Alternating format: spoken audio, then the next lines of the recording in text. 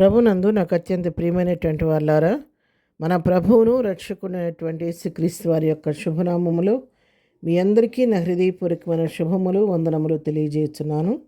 ఉదయకాల సమయంలో దేవుని వాక్యాన్ని ధ్యానం చేసుకుందాం. ఈరోజు వాక్య ధ్యానము కొరకు మనం తీసుకున్నటువంటి లేఖన భాగము ఫిలిప్పీలకు రాసిన పత్రిక 3వ అధ్యాయం 14వ వచనం చదువుకుందాం. క్రీస్తు యేసునందు దేవుని ఉన్నతమైన పిలుపునకు కలుగు బహుమానమును పొందవలనని గురి యొద్దకే పరిగెత్తుచున్నాను. ఆమెన్. దేవుని నామునకు మహిమ కలుగునుగాక. అపోస్తలుడైన పౌలు ఫిలిప్పీ సంఘాన్ని ఉద్దేశించి వ్రాస్తున్నటువంటి మాటలు. ఆ సంఘాన్ని హెచ్చరిస్తూ తన యొక్క అనుభవాన్ని, తన స్వీయ అనుభవాన్ని ఇక్కడ తెలియచేస్తున్నాడు. తను ఏ విధంగా క్రీస్తు కొరకు తన ఎటువంటి సమర్పణ కలిగి ఉన్నాడో, ఏ తీర్మానం కలిగి తను జీవిస్తున్నాడో, తన యొక్క యాత్ర దేని మీద బేస్ చేసుకొని నడుస్తుందనే విషయాన్ని ఇక్కడ తెలియచేస్తూ ఉన్నాడు. చక్కగా తెలియజేస్తున్నాడు. ఏమంటున్నాడంటే, దేవుడు ఏ ఉన్నతమైన పిలుపు కొరకు నన్ను పిలిచాడో, నా దేవుడు ఆ క్రీస్తు యేసునందు నన్ను దేవుని ఉన్నతమైన పిలుపునకు కలుగు బహుమానం పొందాలని గురి యొద్దకే నేను పరిగెత్తుచున్నాను. ఈ యొక్క వాక్య భాగంలో మనకు 3 అంశాలు కనబడుతున్నాయి. ఒకటి, దేవుని యొక్క పిలుపు, క్రీస్తు యేసు ప్రత్యేకించుకొని తన కొరకు ప్రతిష్ఠించుకున్నటువంటి వారికి ఉన్నటువంటి పిలుపుని గురించి ఇక్కడ రాస్తున్నాడు. రెండవ విషయంగా చూస్తే ఆ పిలుపుకు తగినటువంటి బహుమానం కూడా ప్రభు సిద్ధపరిచిస్తాడన్న విషయాన్ని కూడా ఇక్కడ అపోస్తున్న పౌలు చక్కగా తెలియచేస్తున్నాడు.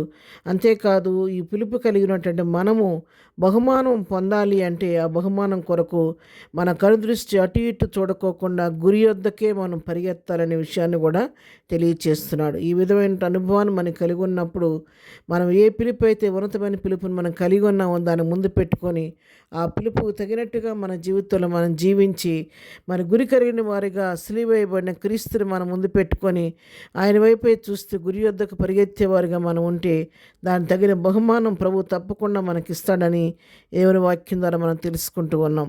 అపోస్తలుల యొక్క పౌలు యొక్క జీవితాన్ని మనం గమనించినట్లయితే, ఒకప్పుడు హానికరుడుగా, హింసకుడుగా, దూషకుడుగా ఉన్నటువంటి వ్యక్తి ప్రభు దర్శించినప్పుడు తన యొక్క స్వభావం అంతా పూర్తిగా మార్పు చెంది ప్రభువే తిరిగి అతని గురించి సాక్ష్యం ఇస్తున్నాడు. ఇతడు నా నామం నిమిత్తము నా నామం భరించుటకు నేను ఏర్పరచుకున్న సాధనం అని చెప్తున్నాడు.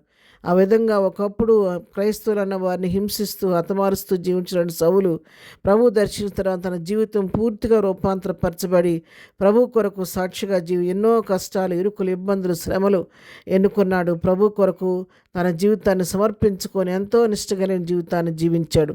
అంచె వరకు మన యొక్క ప్రభు సిద్ధపరిచినటువంటి ఆ యొక్క బహుమానం కొరకు తను పరిగెత్తుతూనే ఉన్నాడు.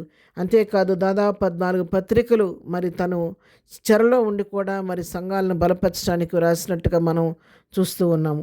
ఆ విధంగా తన మార్పు చెందిన జీవితానికి తగిన రీతిగా ఎంతో ప్రత్యేకించమైన జీవితం జీవించాడు. మరి 3వ అధ్యాయం 7వ వచనం చూస్తే, అయినను ఏవేవి నాకు లాభకరములై ఉండెనో వాటిని క్రీస్తు నిమిత్తము నష్టముగా ఎంచుకుంటున్నాను. క్రీస్తు తప్ప మరి ఇంకా నా జీవితంలో ఏది అవసరం లేదని క్రీస్తును ముందు పెట్టుకున్నాడు. తనకు కలిగిన సమస్తాన్ని, తనకు లాభకరం అనుకున్నటన్నిటిని కూడా నష్టముగా ఆయన ఎంచుకున్నాడు. 11వ వచనం చివరి భాగంలో కూడా మనం చూస్తే, ఆయన శ్రమలలో పాలుబాడవుట ఎట్టిదో ఎరుగు నిమిత్తమును సమస్తమును నష్టపరుచుకుని వాటిని పెంటతో సమానముగా ఎంచుకొనుచున్నానన్నాడు. చూసారా, తన సమస్తాన్ని నష్టపరుచుకొని వాటిని పెంటతో సమానంగా ఎంచుకొని ప్రభువును ముందు పెట్టుకొని ప్రభు కొరకు జీవించిన వ్యక్తిగా జీవిస్తున్నాడు. 13వ వచనంలో ఒక మాట చెప్తాడు. మరి 3:13లో, సహోదరులారా, నేను ఇదివరకే పట్టుకొని ఉన్నానని అనుకొని తలంచుకొనను, అయితే ఒకటి చేయుచున్నాను, వెనుక ఉన్నవన్నీ మరచి ముందున్న వాటి కొరకే వేగిరపడుచు క్రీస్తు యేసునందు దేవుని ఉన్నతమైన పిలుపులకు బహుమానం పొందవని గురి వద్దకే పరిగెత్తుచున్నా అన్నాడు.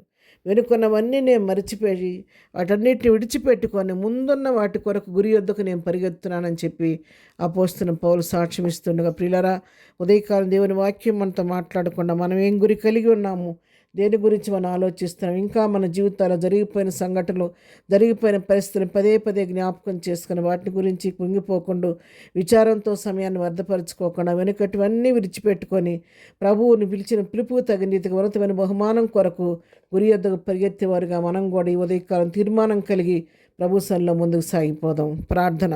ప్రేమ కలిగిన తండ్రి, పరిశుద్ధుడా, నీకు వందనాలు. పౌలుకి ఇచ్చినటువంటి అటువంటి సమర్పణ జీవితం, తీర్మానం మా జీవితాల్లో కలిగి మేము కూడా నాయన గురి యొద్దకు పరిగెత్తే వారికి ఉండటానికి సహాయం చేయండి. మా జీవితాలు ఇంతవరకు చేసిన మేళ్ళని బట్టి నీకు వందనాలు. ఈ దినం మేము చేయి పనిపాట్లో రాకపోకలో క్షేమం దయచేయండి. బలహీన ముట్టి స్వస్థపరచండి, దుఃఖాలను మనం ఓదార్చండి. ఉద్యోగాల కొరకు ఎదురు చూస్తున్న ఉద్యోగాలు దయచండి. వివాహాల కొరకు చూస్తున్న బిడ్డకు వివాహాలు సిద్ధపరచండి నాయన. ఎవరికి కుదుబున్న మీ నామలో తీర్చండి నాయన. దినం బర్త్డే మ్యారేజ్ చేసుకున్న బిడ్డలను దీవించండి, ఆశీర్దించి నీ కృప పాత్రలుగా చేయమని, ఎదిన దేవులతో ప్రతి వారు నింపి నడిపించమని యేసునామములో ప్రార్థించి అడిగి పొందుకొని ఉన్నాము తండ్రి. ఆమెన్. ప్రభు కృప సదాకాలం మనందరికీ తోడే నడిపించును గాక. ఆమెన్.